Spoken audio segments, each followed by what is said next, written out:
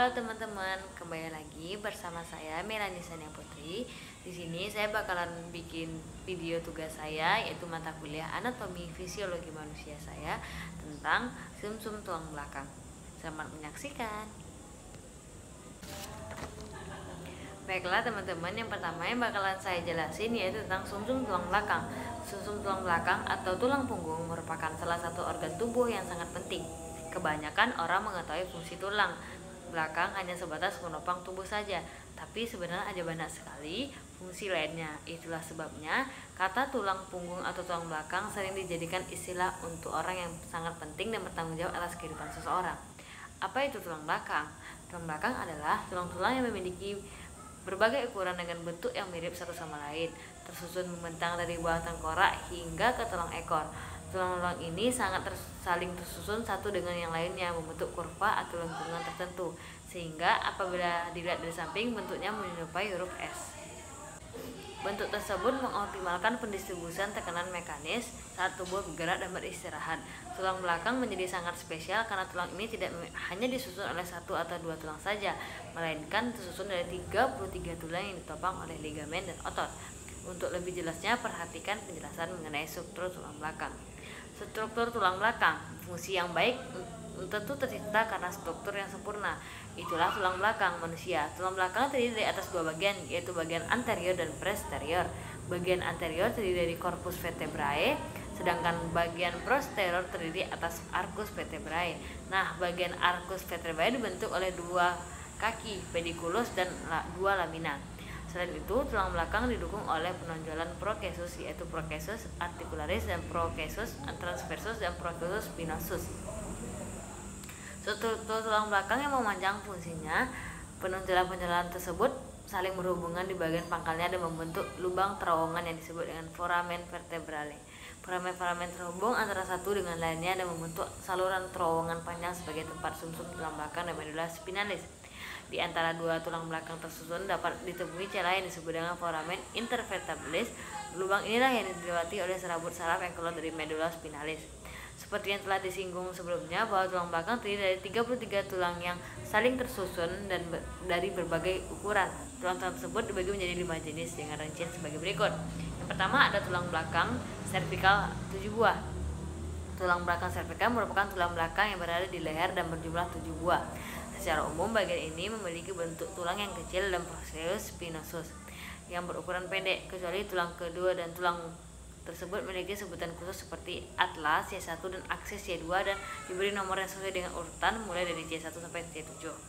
Yang kedua adalah tulang belakang toraks, memiliki 12 buah. Tulang belakang toraks merupakan tulang punggung bagian atas dan berjumlah 12 buah. Bagian ini memiliki procesus spinosus yang berhubungan dengan tulang rusuk. Bagian ini dikenal sebagai tulang punggul dorsal ke-12. Tulang tersebut diberi nomor sesuai dengan urutannya dari T1 sampai T12. Tulang belakang lumbal terdiri dari 5 buah.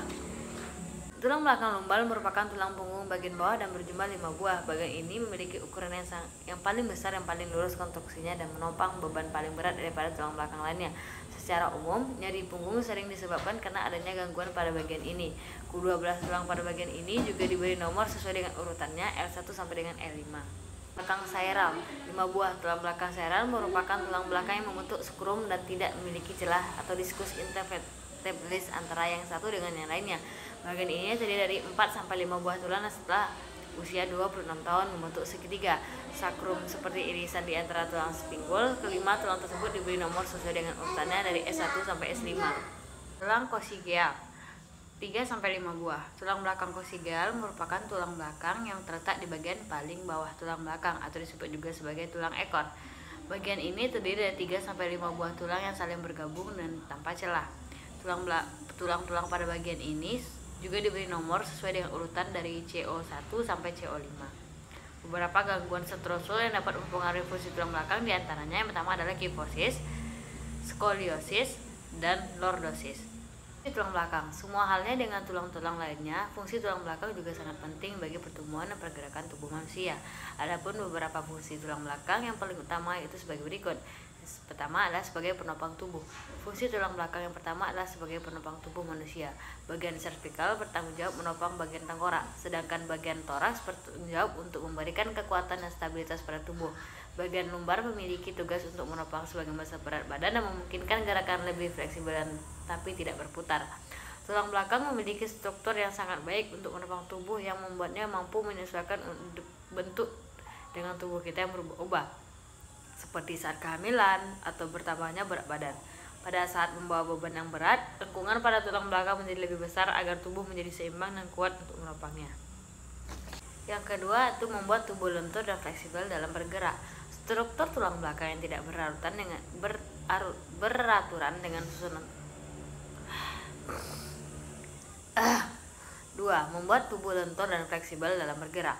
Struktur tulang belakang yang tidak beraturan dengan susunan otot, tendon, ligamen, dan sebagainya yang menjadi pendukung untuk membantu tubuh bergerak lebih lentur dan fleksibel seperti membungkuk, meregang, berputar, bersandar. Bagian tulang belakang servikal bertanggung jawab untuk membantu pergerakan kepala dan leher karena adanya kombinasi unik kedua tulang pada bagian servikal, yaitu atlas dan sumbu. Yang ketiga yaitu melindungi saraf.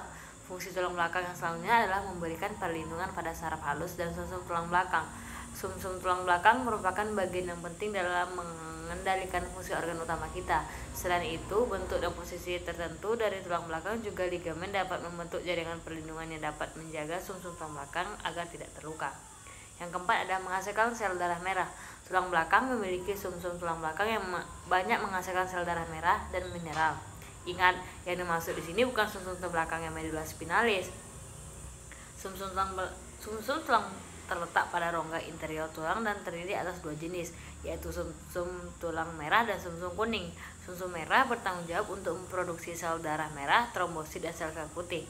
Sedangkan sumsum tulang kuning mengandung sel lemak tingkat tinggi dan juga menghasilkan sel darah putih. Adalah pelindung organ utama.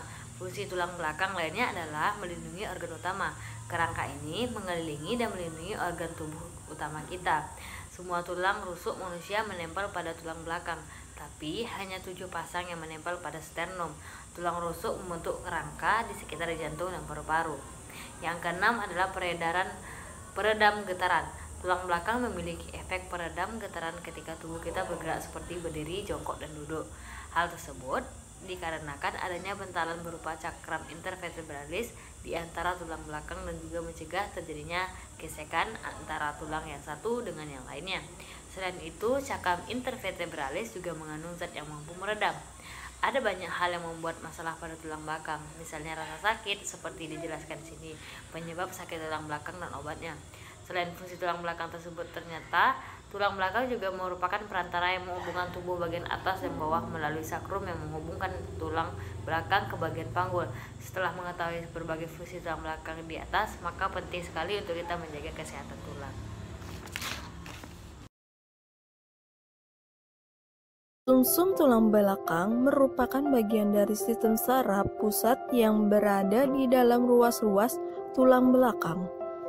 Sumsum tulang belakang berfungsi mengantarkan sinyal komunikasi antara organ-organ tubuh dengan otak. Sumsum tulang belakang terletak memanjang di dalam rongga tulang belakang dari ruas-ruas tulang leher sampai ruas-ruas tulang pinggang yang kedua. Sumsum tulang belakang terdiri dari 2 lapisan, yaitu lapisan luar berwarna putih dan lapisan dalamnya berwarna kelabu. Lapisan luar mengandung serabut saraf dan lapisan dalam mengandung badan saraf. Di dalam sumsum tulang belakang terdapat saraf sensorik, saraf motorik, dan saraf penghubung. Fungsinya adalah sebagai pengantar impuls dari otak dan ke otak serta sebagai pusat pengaturan gerak refleks. Cairan otak dan sumsum tulang belakang memiliki materi yang sama, tetapi susunannya berbeda. Fungsi sumsum tulang belakang yang pertama menyampaikan impuls sensorik dari sistem saraf tepi untuk menuju ke otak. Kedua, menyampaikan impuls motorik dari otak ke berbagai efektor seperti otot rangka atau lurik, otot jantung, otot polos, dan kelenjar. Ketiga, sebagai pusat refleks. Mekanisme penghantaran impuls yang terjadi pada tulang belakang yakni sebagai berikut. Rangsangan dari reseptor dibawa oleh neuron sensorik menuju sumsum tulang belakang melalui akar dorsal untuk diolah dan ditanggapi. Selanjutnya, impuls dibawa neuron motorik melalui akar ventral ke efektor untuk direspons. Apa sih gerak refleks itu? Gerak refleks adalah gerakan yang tidak direncanakan dan terjadi secara spontan atau tidak sadar. Proses gerak refleks memiliki waktu lebih cepat daripada gerak sadar. Gerak refleks merupakan mekanisme untuk mengelak dari rangsangan yang berbahaya. Nah, biar lebih jelas bisa dilihat pada gambar di bawah ini. Yang pertama, gerak refleks pada tangan saat menyentuh api. Yang kedua, gerak refleks pada lutut saat dipukul. Cedera pada sumsum tulang belakang. Cedera saraf tulang belakang dapat diakibatkan karena kerusakan pada jaringan, bantalan, tulang, atau saraf tulang belakang itu sendiri. Ada dua tipe cedera saraf tulang belakang, yaitu traumatis dan non-traumatis.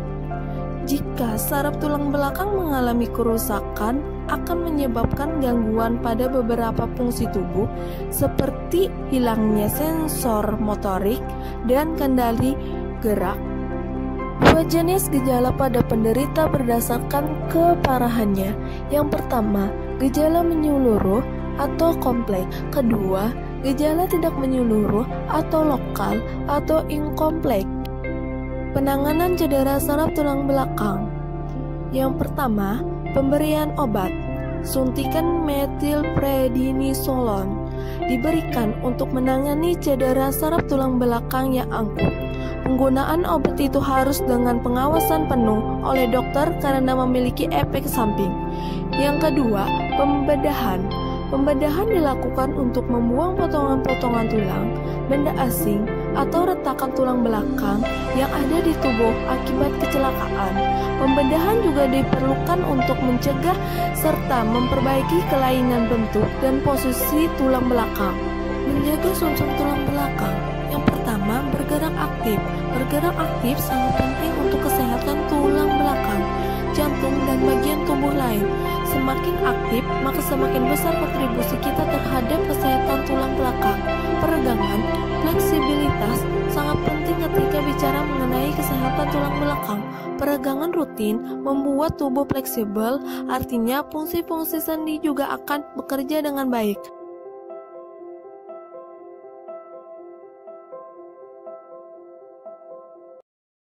Jika Anda membayangkan otak sebagai komputer pusat yang mengontrol dan memadukan semua fungsi tubuh, maka sistem saraf itu laksana jaringan komunikasi yang saling mengirim pesan dari otak ke bagian tubuh yang lain melalui saraf tulang belakang. Saraf tulang belakang adalah layan panjang dari jaringan urat yang membentang dari otak bagian bawah Anda ke tulang belakang. Sementara itu, jalinan tulang belakang membuat cabang bagi saraf dan melewati tulang di antara ruas-ruas. Jalinan tersebut terbagi lagi menjadi dua urat saraf kecil dan mengisi seluruh tubuh hingga ke sel, organ, dan jaringan. Setiap manusia memiliki sekitar 15 miliar sel saraf yang saling mengirim dan menerima pesan melalui saraf tulang belakang. Berikut adalah tampilan tulang belakang yang normal. Ia memiliki 24 ruas yang bisa digerakkan, masing-masing bekerja dengan satu di atasnya dan satu di bawahnya. Dan ini berfungsi untuk memisahkan ruas dan bertindak sebagai penyerap kejutan dan sebagai ruang bagi saraf. Kenapa tulang belakang yang sehat itu penting? Ia melindungi saraf tulang belakang dan urat-urat halus dan memungkinkan kita untuk menunduk, meregang, memutar, dan bergerak bebas tanpa dua atau lebih ruas kehilangan gerakan dan posisi normalnya. Itu bisa menyebabkan interupsi pada aliran saraf dan mengganggu komunikasi dari otak ke tubuh dan dari tubuh ke otak. Riset dari Universitas Colorado menyebutkan bahwa hanya butuh antara 1 hingga 10 mm tekanan untuk mengurangi suplai saraf sampai 60%. Itu setara dengan berat koin kecil. Tekanan bisa terjadi tanpa rasa sakit. Kita menyebutnya sebagai subluksasi diam-diam.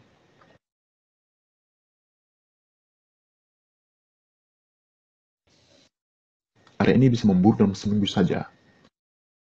Kerusakan ini menyebabkan jaringan yang cacat mengembang dan akan menciptakan jaringan cacat yang lainnya. kerusakan ini akan terus berlangsung selama terjadi pergerakan. Dan jenis kerusakan ini bisa dihindari.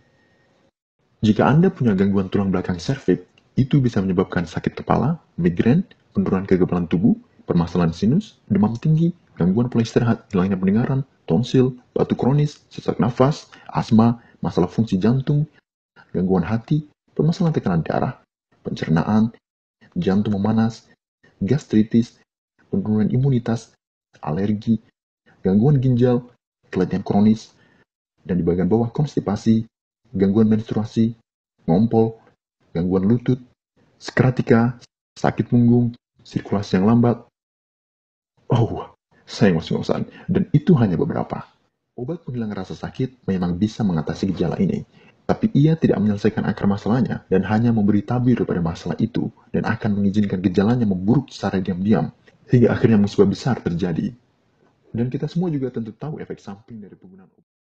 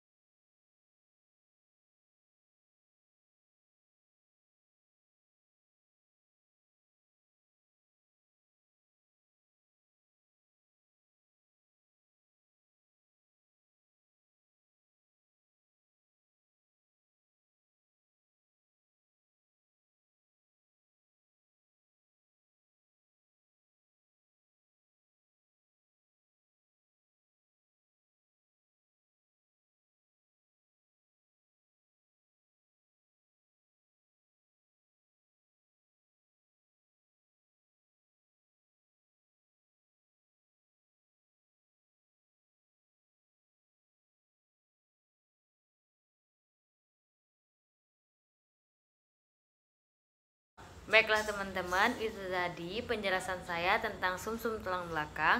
Kurang dan lebih saya mohon maaf karena di sini saya juga masih belajar. Saya Melani Sania Putih pamit undur diri. Assalamualaikum warahmatullahi wabarakatuh. Sampai ketemu di video selanjutnya.